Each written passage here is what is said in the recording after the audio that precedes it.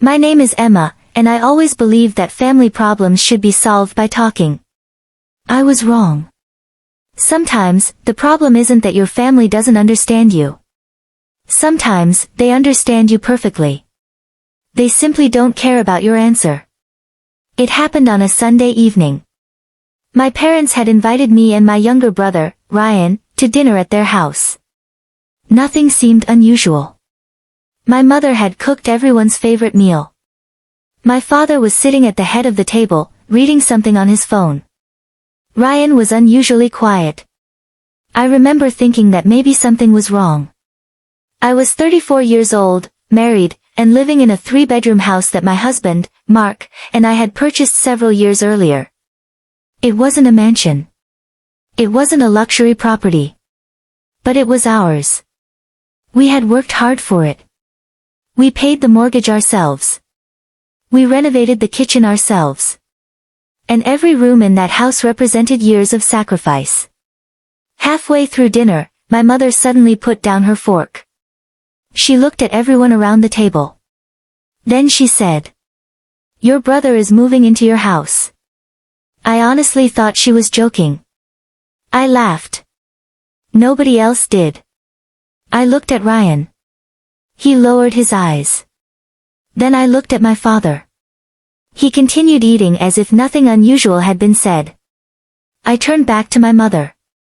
"Wait, what?" She repeated it. "Ryan is moving into your house." I thought she meant temporarily. Maybe for a week. Maybe he had lost his apartment. Maybe he needed somewhere to stay while looking for another place. So I asked, "For how long?"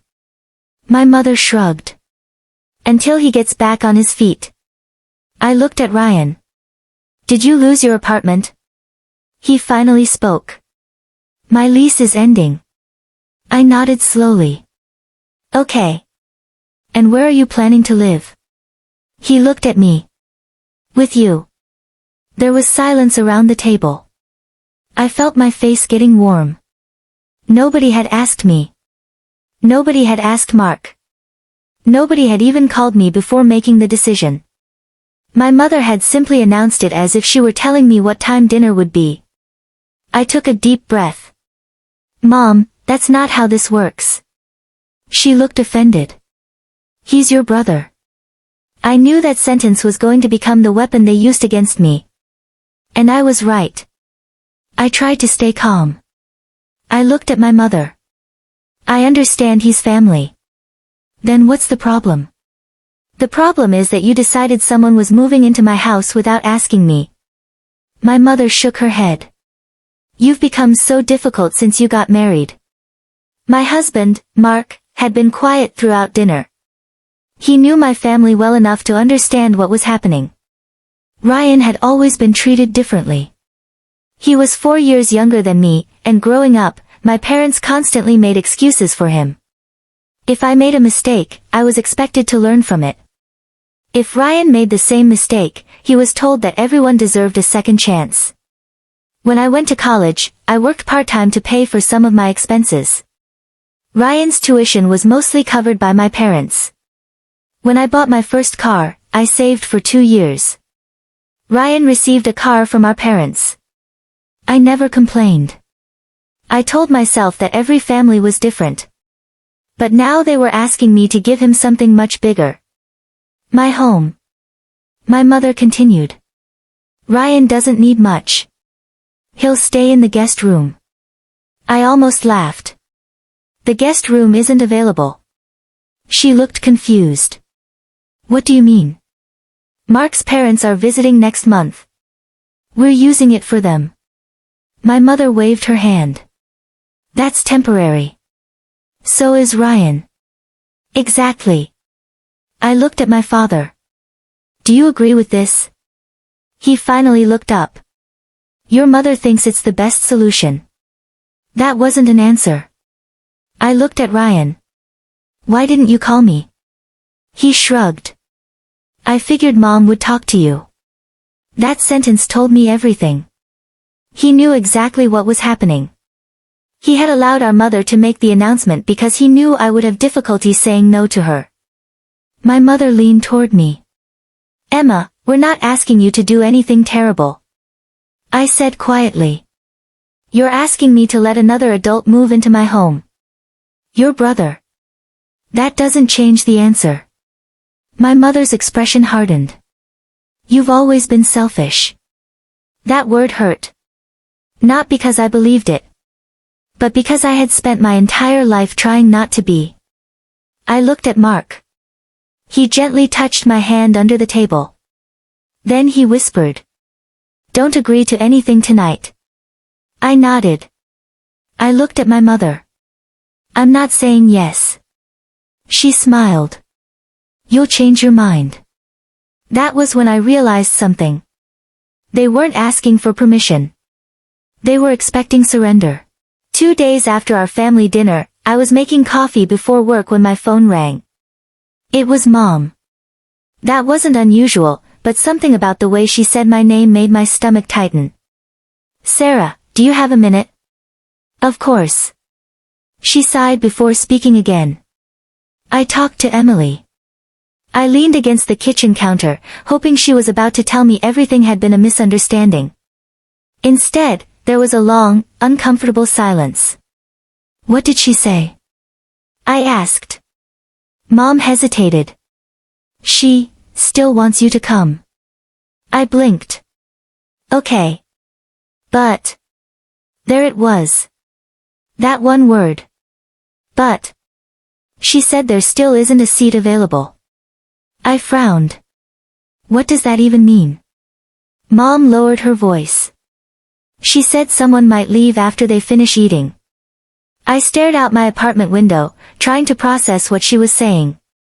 So, I'm supposed to stand around until someone leaves. Another long silence. Then Mom quietly said the words I will never forget. "Emily suggested you could wait at the pub across the street." For a second, I honestly thought I'd heard her wrong. "I'm sorry, what?" "The pub across from the venue. She said you could have a drink there while you wait." I actually laughed. Not because it was funny. Because my brain refused to believe it was real. "You're joking." "I wish I was." Mom sounded embarrassed. She said once a few guests leave, someone can come get you. I felt my face grow hot. So everyone else gets to celebrate together. And I'm supposed to sit alone in a bar. Mom didn't answer.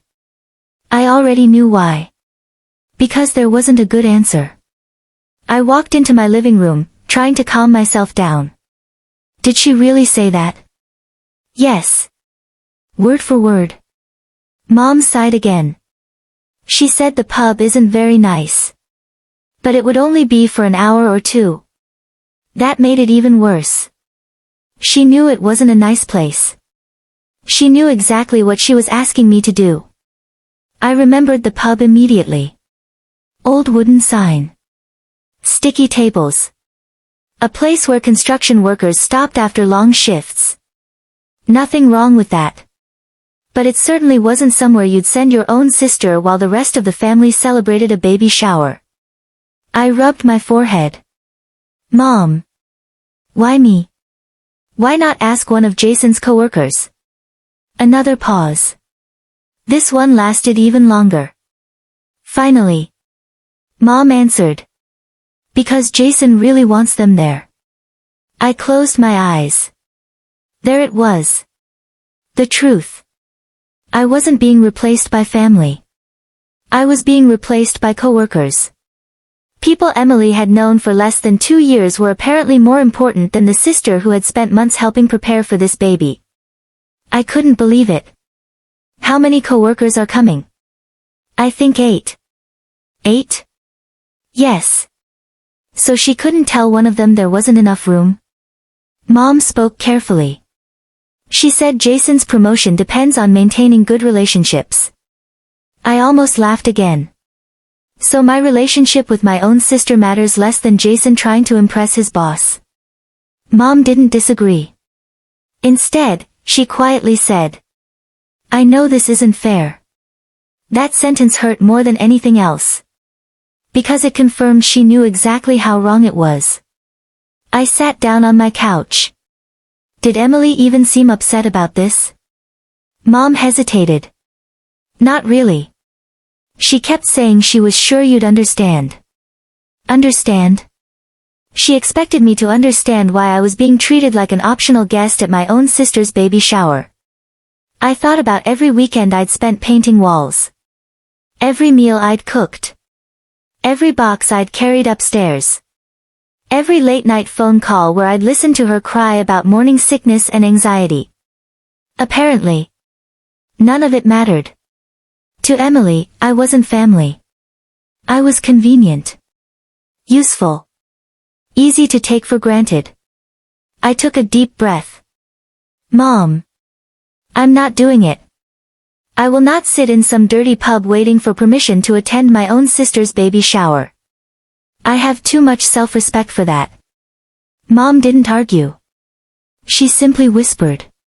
I was afraid you'd say that. I know. I'll talk to her again. No. I stopped her. Please don't.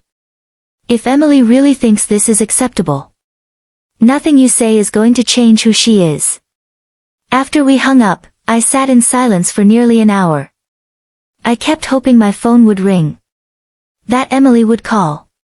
That she'd laugh and say the whole thing had been a terrible misunderstanding. She never did. Instead, later that afternoon, she sent me a single text message. I hope you're not making this into a big deal. I stared at the screen. After everything, she thought I was the one causing the problem. That was the moment something inside me changed. For the first time in my life, I stopped trying to earn a place in someone else's family.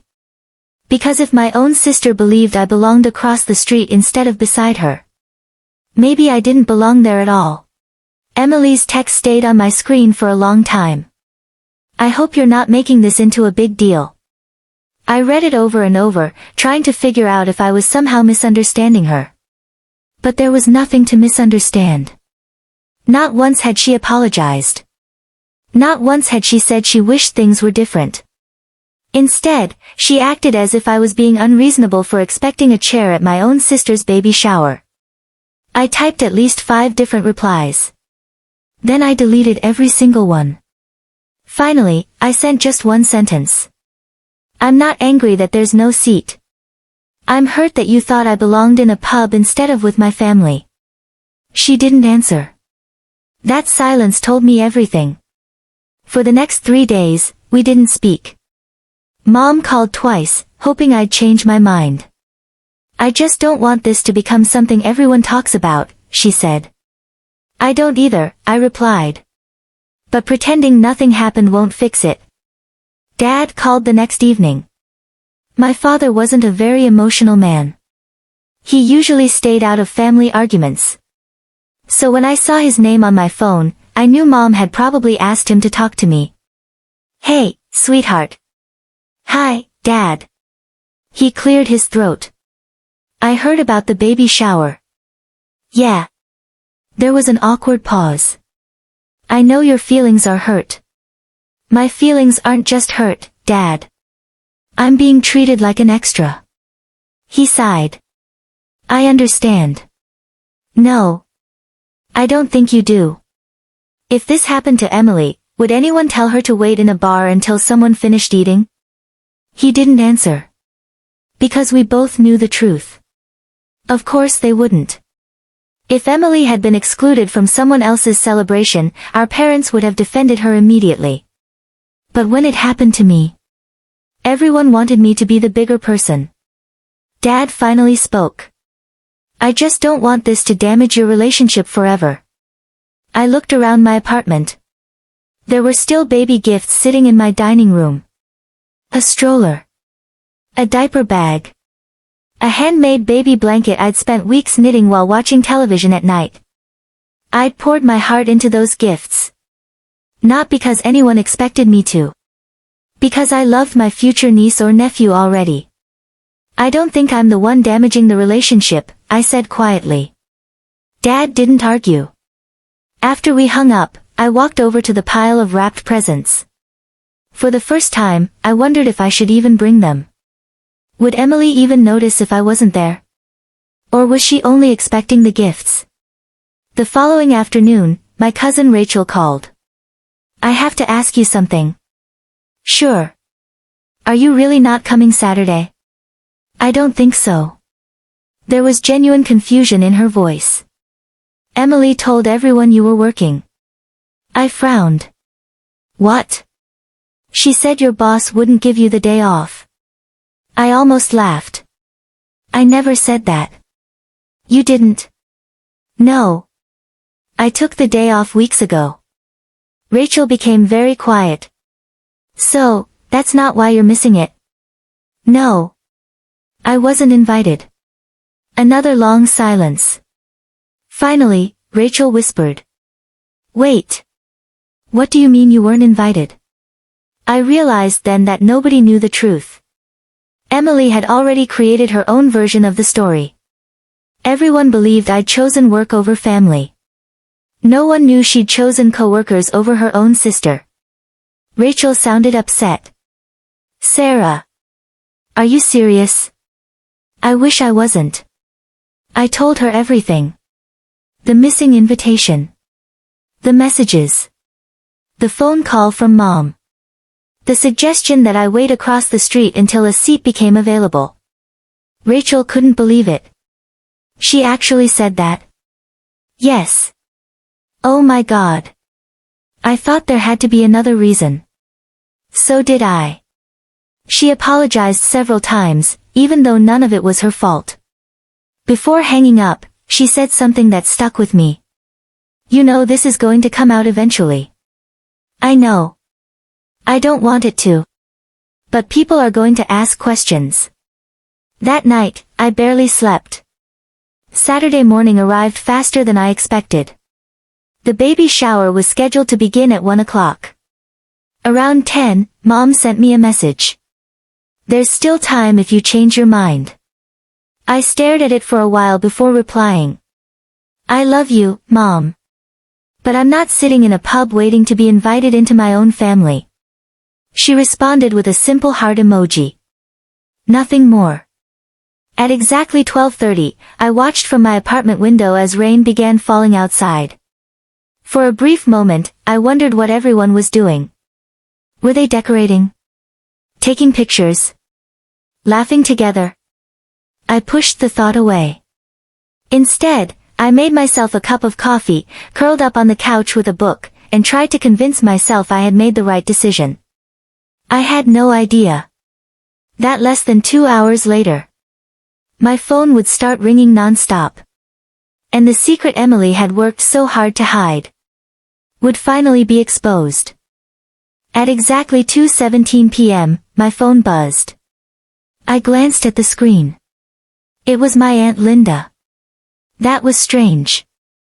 We loved each other, but she rarely called. We usually texted on birthdays or holidays. I answered. Hey, Aunt Linda. Her voice sounded cheerful. Hi, sweetheart. We missed you today. I smiled politely. I heard. So. She continued, how's work? Emily said your boss wouldn't let you take the day off. I closed my eyes. There it was again. The lie. I could have gone along with it. I could have said, yeah, work was crazy.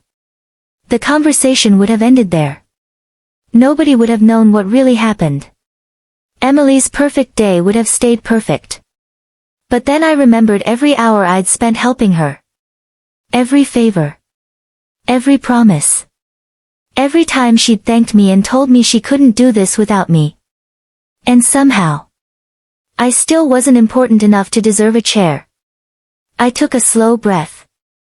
Aunt Linda. I'm actually at home. She paused. You're home? Yes. I requested today off weeks ago. Silence. Then she asked the question I'd been expecting. So why aren't you here? I didn't exaggerate. I didn't insult Emily. I simply told the truth. I wasn't invited. Another silence. Longer this time. Finally she laughed nervously.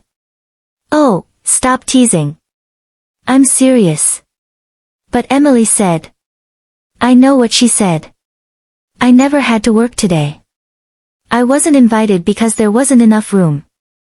Aunt Linda sounded genuinely confused. But this venue is huge. I know. So, what happened? I hesitated.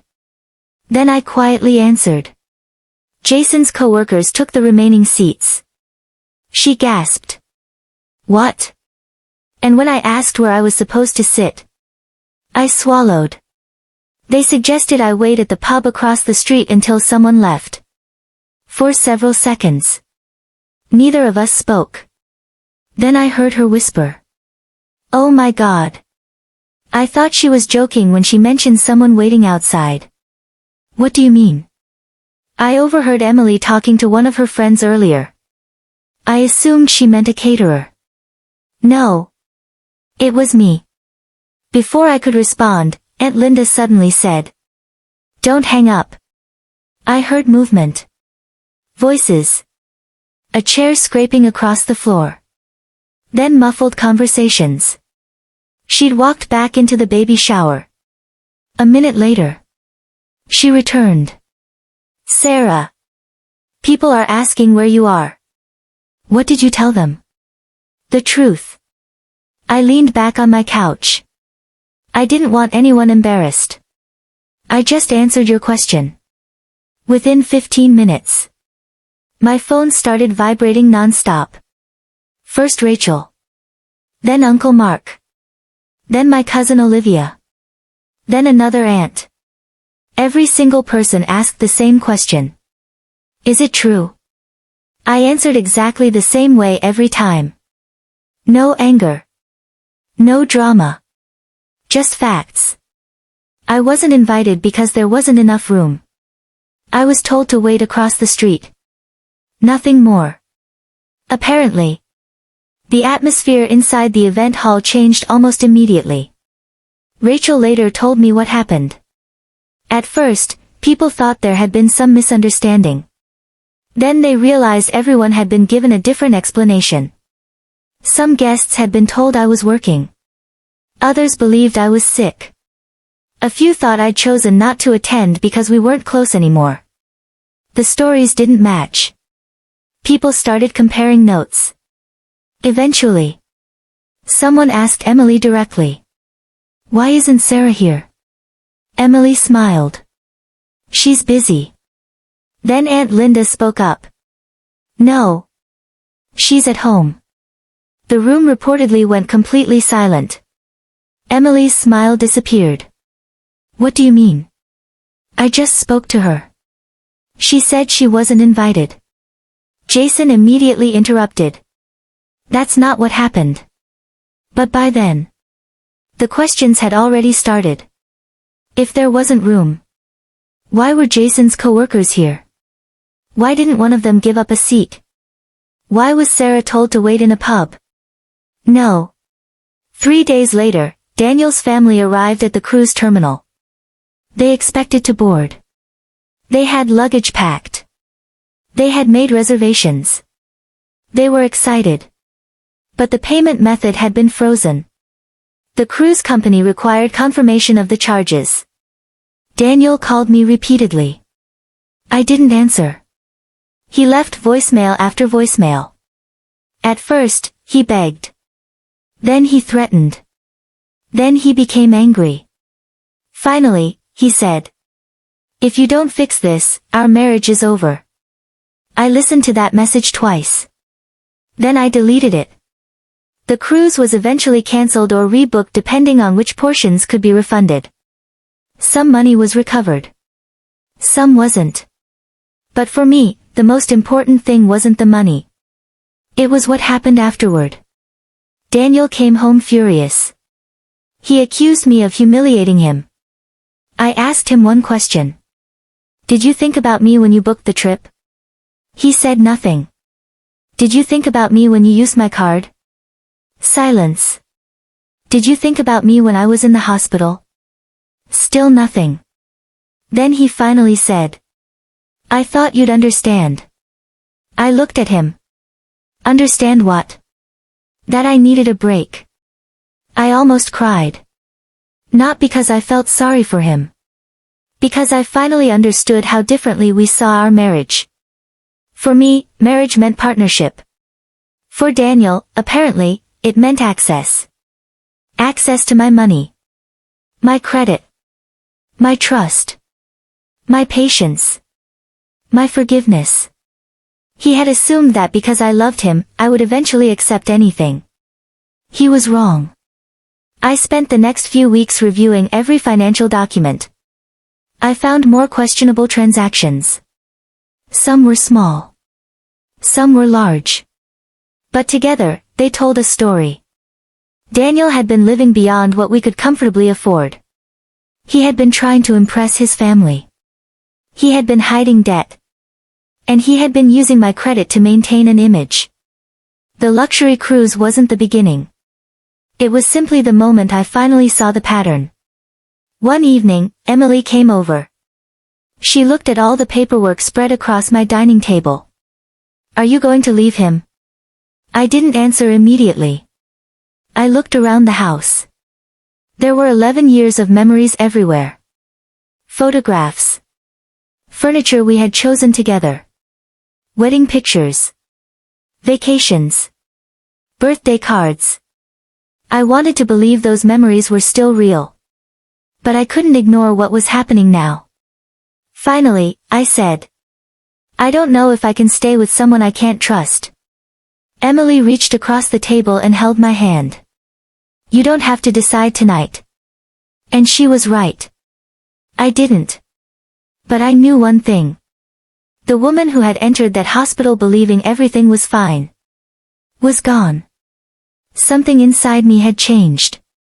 The morning after the baby shower, I woke up feeling emotionally drained. I barely slept. Every time I closed my eyes, I replayed the phone call with Emily. Not once had she apologized. Not once had she asked if I was okay. Instead, she'd blamed me for ruining her day. I made myself a cup of coffee and decided to stay away from my phone for a while. I needed peace. Around 10 o'clock, I finally picked it up. There were dozens of notifications. Texts from cousins. Messages from aunts. A missed call from Mom. Even a voicemail from Dad. But one message stood out. It was from Emily. For a split second, I wondered if she'd finally come to her senses. Maybe she'd slept on everything. Maybe she'd realized how hurtful she'd been. I opened the message. Are you still bringing the stroller? I stared at the screen. That was it. No, how are you? No, I'm sorry. No, can we talk? Just one question. About the most expensive gift on her registry.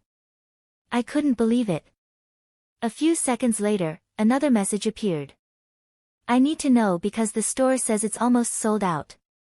I felt my heart sink. The only reason she'd contacted me was to make sure she was still getting the gift. Not because she missed me. Not because she regretted what happened. Because she wanted the stroller. I looked across my living room. The stroller box was still sitting against the wall. Brand new. Still sealed. Next to it was a diaper bag I'd spent nearly $200 on. Beside that, a handmade baby blanket I'd knitted over several weeks. I remembered every stitch. Every evening after work, I'd sat on my couch making sure it would be perfect. I wanted my future niece or nephew to have something made with love. Tears filled my eyes. Not because of the money. Because I suddenly realized something painful. Emily had expected all of this. Without expecting me. Just then, my phone rang. It was Mom. Hi, sweetheart. Hi. I heard you and Emily argued. That's one way to describe it. Mom sighed. She's upset. I know. She's saying you embarrassed her. I stayed quiet. Then Mom said something that surprised me. But I also told her she owes you an apology. I blinked. You did? Yes. I've been thinking about everything. What she did wasn't right. Hearing those words meant more than I expected. For the first time, someone in my family admitted I hadn't imagined it. Mom continued. But she's very emotional right now. I smiled sadly. Mom, being pregnant doesn't make it okay to treat people badly. I know. I just wish the two of you could fix this. So do I. But I can't fix something I'm not responsible for. There was silence. Finally, Mom asked softly. What are you going to do about the gifts? I looked at the stroller again. I honestly don't know. She didn't pressure me. Instead, she simply said. Whatever you decide. Make sure it's something you can live with. After we hung up, I sat quietly for nearly an hour. Then I picked up my receipt folder. The stroller was still within the return window. So was the diaper bag. I placed both receipts on the table. My hands were shaking. Not because returning them was difficult. Because it felt like accepting a truth I'd been avoiding. This wasn't about gifts anymore. It was about respect. I couldn't keep rewarding someone who treated me like I didn't matter. Just as I was gathering everything together, someone knocked on my apartment door. I wasn't expecting anyone. When I opened it, Dad was standing there. He looked tired. Older than I remembered. Without saying a word, he looked past me. At the stack of baby gifts in my living room. Then he quietly asked. Can I come in? Something in his voice told me. This conversation was going to change everything. I stepped aside and let Dad into my apartment. He walked in slowly, looking around the living room before his eyes settled on the pile of wrapped baby gifts. The stroller. The diaper bag. The handmade blanket. He let out a quiet sigh. So, you really haven't taken any of it over? I shook my head. No. He nodded, almost as if he'd expected that answer. For a few moments, neither of us spoke. Then he sat down on the couch and rubbed his hands together. I owe you an apology. I looked at him, surprised. Dad. No. Let me finish. I should have said something sooner. I should have stood up for you the moment I heard Emily's plan. His voice cracked slightly. But I kept hoping she'd change her mind. I was wrong. I sat across from him. I've spent my whole life trying not to disappoint anyone. So have I, he admitted. That wasn't an answer I expected. Dad had always seemed calm. Confident. Like nothing ever bothered him. But now. He looked exhausted. You know, he said quietly, this isn't the first time Emily has expected everyone to put her first. I frowned. What do you mean? He looked down at the floor. When you were kids. Your mother and I made a lot of excuses for her. I stayed silent. Every time she crossed a line. We told ourselves she was just strong-willed. When she took something that belonged to you. We said she didn't mean any harm. When she hurt your feelings. We asked you to be the bigger person. His words hit me harder than I expected. Because they were true. Every birthday where I gave up what I wanted. Every holiday where I stayed quiet to avoid arguments. Every family gathering where Emily somehow became the center of attention. I had convinced myself that was simply normal. Dad looked at me with tears in his eyes. We failed you. I swallowed hard. You don't have to say that. Yes, I do. I've been thinking about it all night. You've spent years making sacrifices for this family. And what have we asked from Emily? I didn't answer. Because we both knew the answer. Very little. Dad leaned back in the chair. Yesterday, after you hung up on her. Emily started crying. I figured. But do you know what upset her the most? I shook my head. She wasn't crying because you'd been hurt. She was crying because people stopped taking pictures. I stared at him. What? The photographer left early. Several relatives went home. And Jason's boss didn't stay as long as they'd hoped. I couldn't believe it. So that's what she cared about. Dad nodded slowly. Your aunt asked her if she wanted to call you and apologize. And? She said. He hesitated before repeating Emily's exact words. Why should I apologize? Sarah made this all about herself. A lump formed in my throat.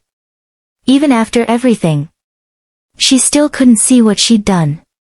Dad reached into his jacket pocket and handed me an envelope. What's this? Open it. Inside was a folded receipt. I looked at it, confused. Then I noticed the amount. Dad had quietly transferred money into my account that morning.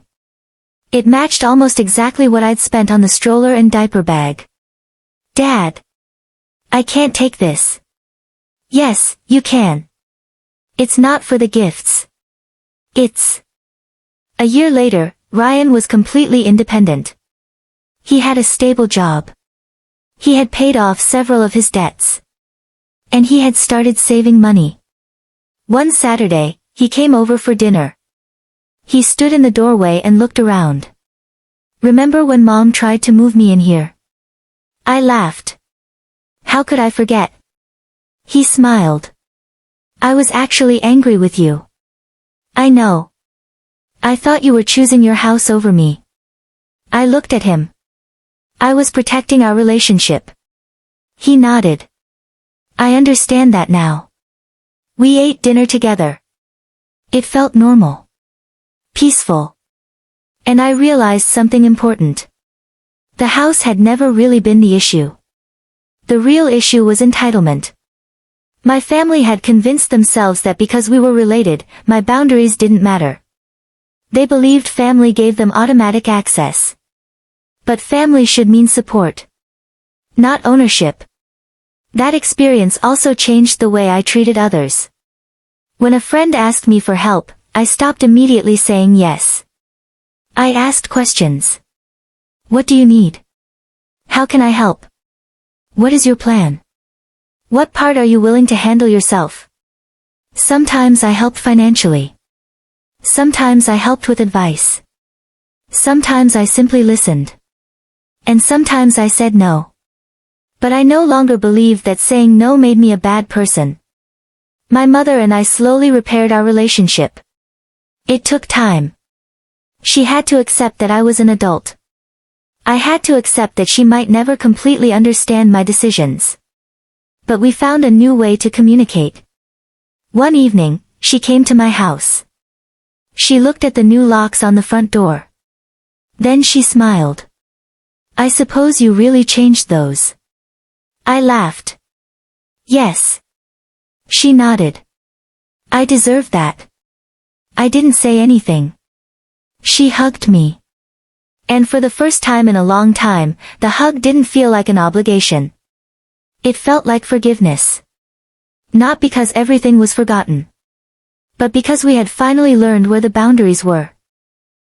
I stood in my kitchen for almost a full minute, staring at the envelope. Emily had never written me a letter before. Not once. Everything between us had always been texts, phone calls, or rushed conversations at family gatherings. Seeing my name written in her handwriting felt strange. Part of me didn't even want to open it. Another part of me hoped it contained the words I'd been waiting weeks to hear. I'm sorry. I slowly unfolded the paper. It wasn't very long. The first line read. Asterisk, Sarah, I know you're probably still angry with me. Asterisk. So far, not bad. Then I kept reading. Asterisk, I never wanted the baby shower to turn into such a disaster. Asterisk. I frowned. She still wasn't taking responsibility. She continued. Asterisk, Jason and I were under a lot of pressure. His boss was coming, and we wanted everything to be perfect. I thought you'd understand because you've always been the reasonable one. Asterisk. I stopped reading for a second. There it was again. The same excuse. The same expectation. Because I was reasonable, I was supposed to accept being treated unfairly. I finished the letter. The last paragraph said, Asterisk, I hope someday we can move past this. The baby deserves a family that gets along. Asterisk. She signed it. Asterisk Emily. Asterisk. That was it. No apology. No acknowledgement of the pain she caused. No regret for asking me to wait across the street. She wanted peace. Without accountability.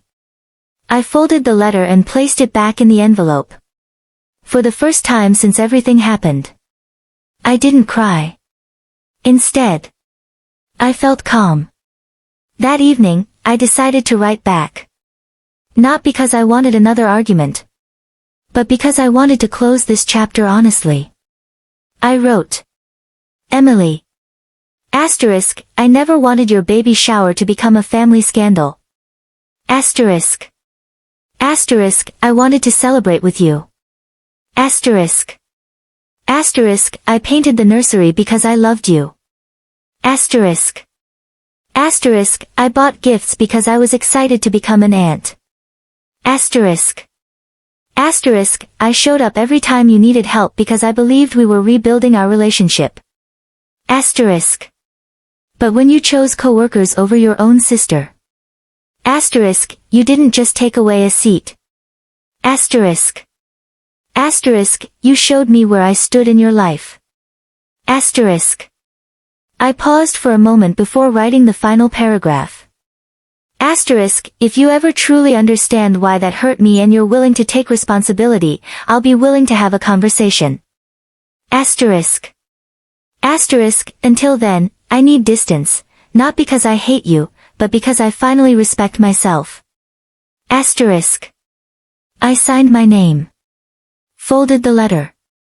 Placed it in an envelope. And mailed it the next morning. Weeks turned into months. Our conversations stopped completely. Family holidays felt different. Some relatives stayed close to Emily. Others quietly admitted they understood why I'd stepped away. No one tried to pressure me anymore. Then, 6 months later. Mom called. The baby's here. A healthy little girl. I smiled. No matter what had happened between Emily and me. An innocent child had entered the world. I mailed a simple card.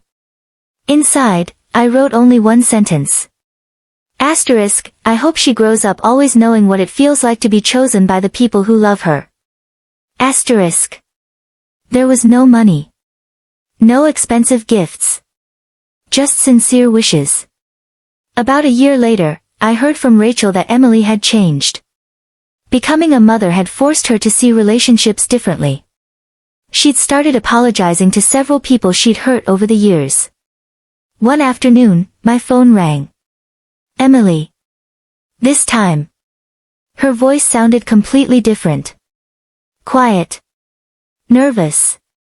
She didn't defend herself. She didn't mention Jason. She didn't blame anyone else. The first words out of her mouth were, Asterisk, Sarah. I was wrong. Asterisk. Then she cried. Not because people judged her. Not because gifts were returned. Not because the baby shower was ruined. She cried because she finally understood how deeply she'd hurt me. Forgiveness didn't happen overnight. Trust never returns that easily. We met for coffee several times over the following months. Some conversations were uncomfortable. Some ended in tears. Some ended in silence. But this time, she listened. Really listened. Today, our relationship isn't perfect. It probably never will be. But it's honest. And honestly, that's enough for me. Because I learned something through all of this. Being family doesn't give someone permission to disrespect you. Love without respect isn't healthy. Kindness without boundaries becomes sacrifice. And sometimes, the most important seat you'll ever fight for is the one you save for your own self-respect.